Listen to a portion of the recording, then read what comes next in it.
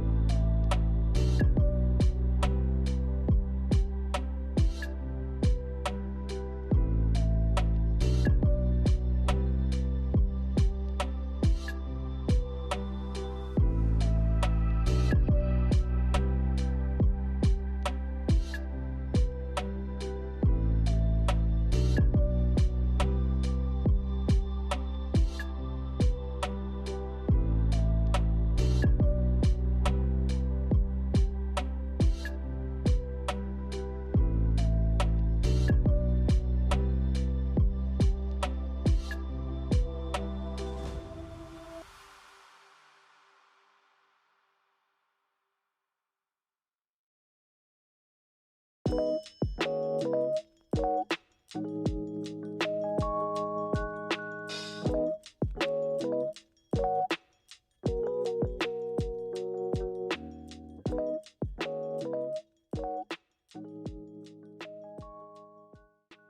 literally taken me over an hour to do. So anyway, let me show you what I've done so far. You can see here we've got mistletoe, gingerbread, Christmas tree, green, Starry Night, nice blue, fireside, and festive berries.